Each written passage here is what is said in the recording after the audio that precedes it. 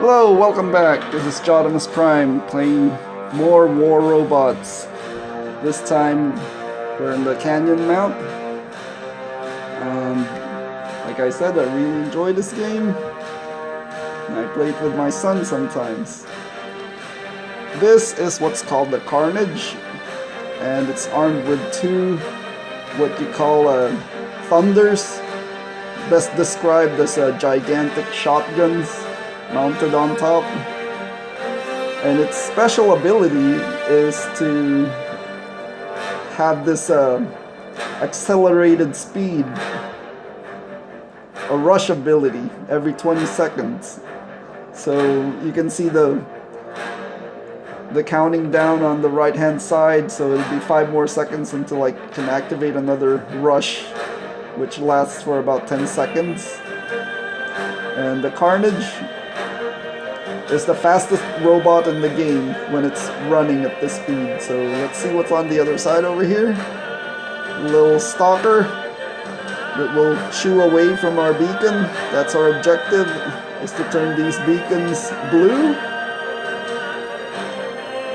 And I'm still learning this game. I should have looked to the right hand side before pursuing this guy.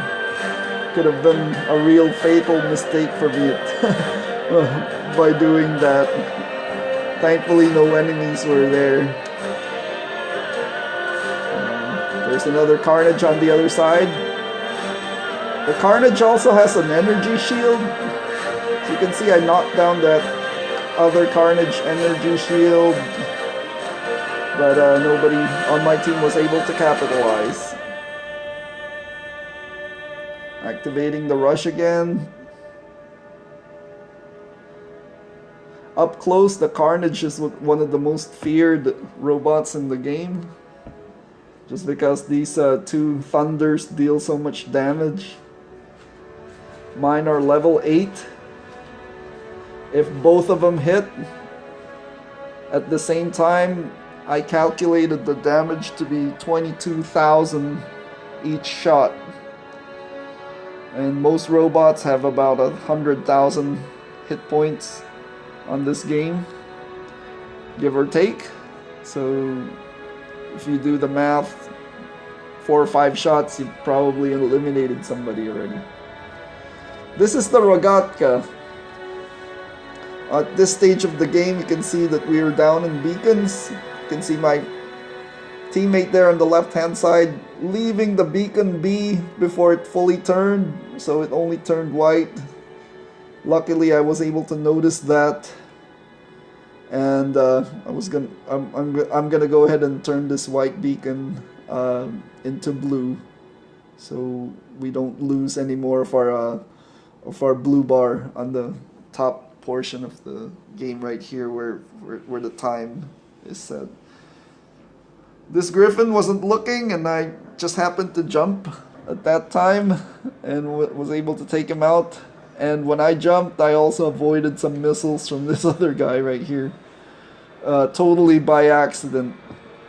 But I took some missile fire right there.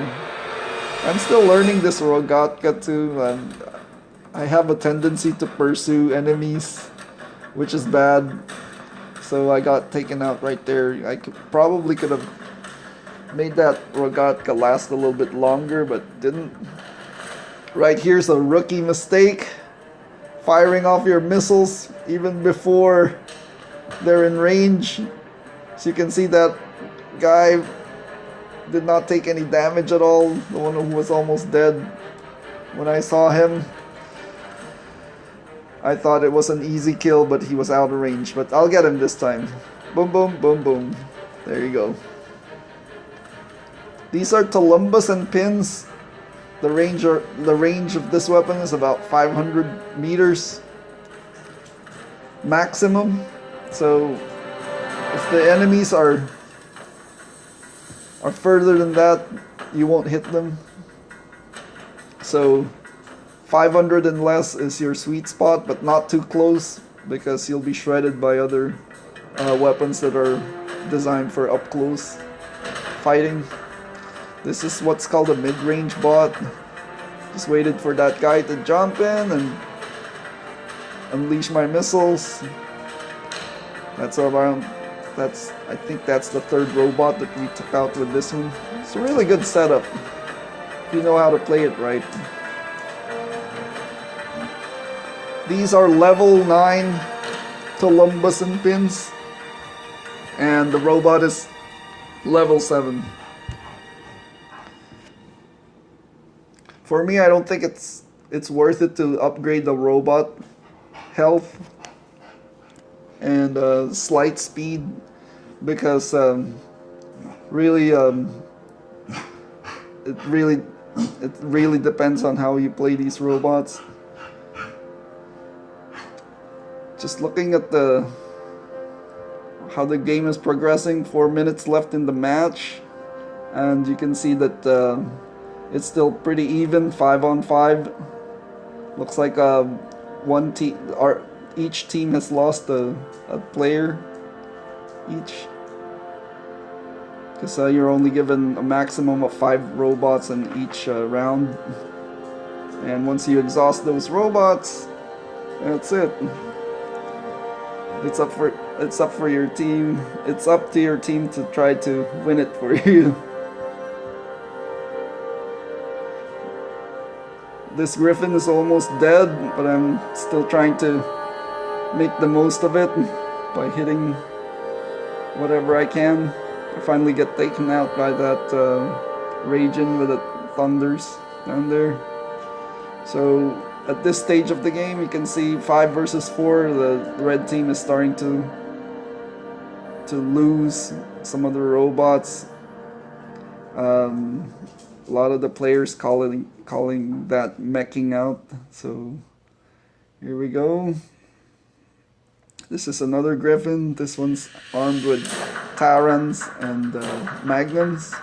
Maximum range for these weapons are 350 meters. So I began pounding this Raging right here, and using this cliff face as a cover to corner shoot him. So I'm getting the better of the exchange. Yeah, if you can find yourself in a situation like this, take advantage of the terrain so that you'll be dealing damage, but not receiving damage in return. So, just a quick look. Our beacon bar is still less than the red at this stage, and there's only 2 minutes, a little over 2 minutes left. I started attacking this other Raging with trebuchets on it, and in my mind I need to change this beacon to blue, because there's still a danger of losing this match, even though there's still 5 of us and only 2 of the red team left. So I've been involved in a few matches that ended up losing because we didn't change the beacon to our side of the team. So as you can see, the Raging is climbing down in a desperate attempt to change that beacon back to red, but he'll soon be taken out. This is my last robot, and this is armed with piñatas and orcans. And this is a close range fighting bot, 300 meters or less. And before I could unleash anything on this guy, he already got taken out by my teammates. So one of us was gonna take him out one way or another. I was hoping that they had more bots that come up, but looks like we won the match handily.